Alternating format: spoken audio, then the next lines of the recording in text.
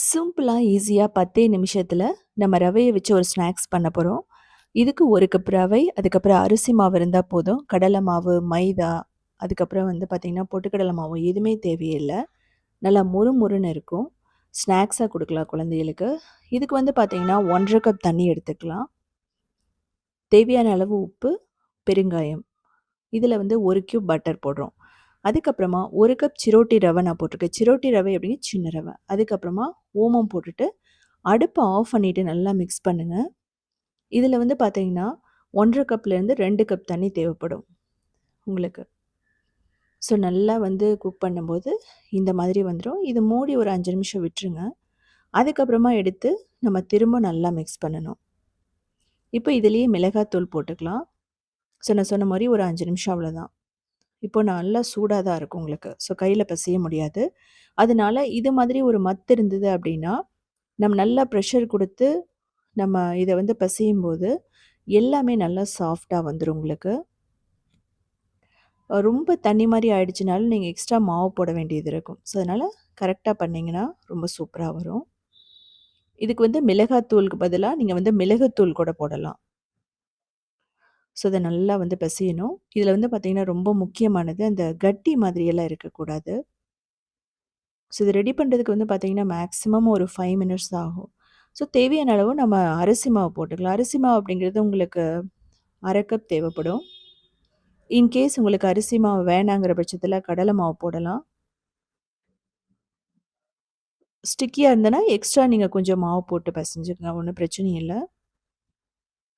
So, அந்த வர மாவுன்னு சொல்லுவோம். வெள்ள மாவெல்லாம் இருக்கக்கூடாது.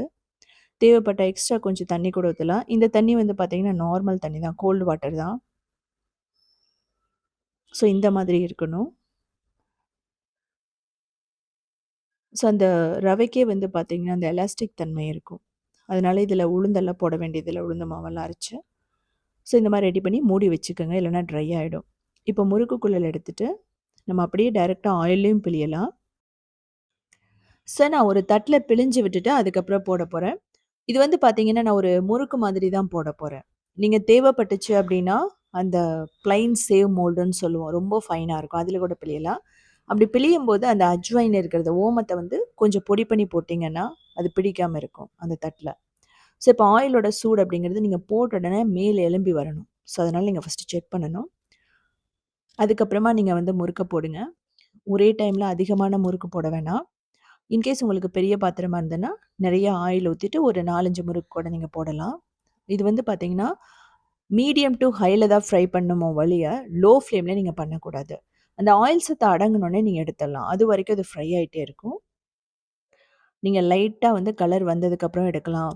கலர் வராமயும் எடுக்கலாம். உங்களோட இஷ்டம் தான். நல்லா அழகா இருக்கு பார்க்கறதுக்கு.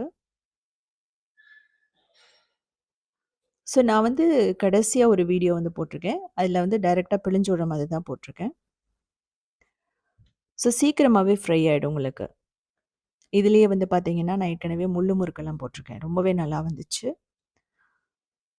இந்த மாரி கலர்லயும் நம்ம எடுக்கலாம். ஒண்ணும் பிரச்சனையே இல்ல. ஆனா ரொம்ப முக்கியமான விஷயம், அந்த மாவு ரொம்ப லூஸா இருக்கக்கூடாது. ரொம்ப கெட்டியாவும் இருக்கக்கூடாது. அத பார்த்துக்கணும். ரொம்ப லூஸா இருந்தா ஆயில் அப்சர்வ் பண்ண ஆரம்பிக்கும். அப்படி பண்ணும்போது நீங்க எக்ஸ்ட்ரா கொஞ்சம் அரிசி மாவு போட்டுக்கலாம். ஒண்ணும் பிரச்சனையே இல்ல. ஃபைனலா நான் சொன்ன மாதிரி டைரக்ட்டா எப்படி பிழிஞ்சு விடுறதுன்னு காட்டியிருக்கேன். இதிலேயே வந்து பார்த்தீங்கன்னா, பூண்டு, வெங்காயம், வரமிளகாய ஊற வச்சு அரைச்சும் போடலாம். இல்லன்னா இன்னொன்னு இருக்கு. அதாவது மோர் பிளஸ் பச்சை மிளகாய் அரைச்சு போடலாம். அதுவுமே வந்து பார்த்தீங்கன்னா, ஒரு ஃப்ளேவரா இருக்கும். இது வந்து பார்த்தீங்கன்னா, மாவு கரெக்ட்டா பெசஞ்சுட்டீங்க அப்டின்னா, தண்ணி ஊத்தி, ஈவன் நம்ம அரிசி மாவு கூட போட வேண்டியதில்ல. ரொம்ப சூப்பரா வந்துரும். எந்த ஒரு மாவு இல்ல அப்டிங்கிற பட்சத்தில ரவைய வச்சே நீங்க பண்ணலாம். நான் சிரோட்டி ரவை எடுத்திருக்க முன்னாடி சொன்னேன். நீங்க நார்மல் ரவை எடுத்தீங்க அப்டின்னா, அத வந்து நீங்க மிக்ஸியில போட்டு ஒரு சுத்து விட்டுருங்க. ஒண்ணும் பிரச்சனை இல்ல. பெர்ஃபெக்ட்டா வந்துடும். இதுவுமே பாருங்க எவ்வளோ அழகா வந்திருக்குன்னு சொல்லிட்டு. இதே மாரி சிம்பிளான யூனிக்கான ரெசிபீஸ் வேணும்னா, நீங்க உத்தமி கிச்சன ஃபாலோ பண்ணலாம். அது மட்டும் இல்லாம கிரியேட்டிவ் வேர்ல்டுன்னு இன்னொரு சேனல் இருக்கு. அதிலயுமே 2000 ரெசிபீஸ் இருக்கு. அது மட்டும் இல்லாம சவுத் இண்டியன் ஃபுட்ஸ் டாட் இன்ங்கிற வெப்சைட்ட 19 இயர்ஸா ரன் பண்றோம். அதிலயுமே 8000 ரெசிபீஸ் இருக்கு. எல்லாமே சிம்பிளான வெஜிடேரியன் ரெசிபீஸா. அத கண்டிப்பா செஞ்சு பார்த்துட்டு கமெண்ட் பண்ணுங்க.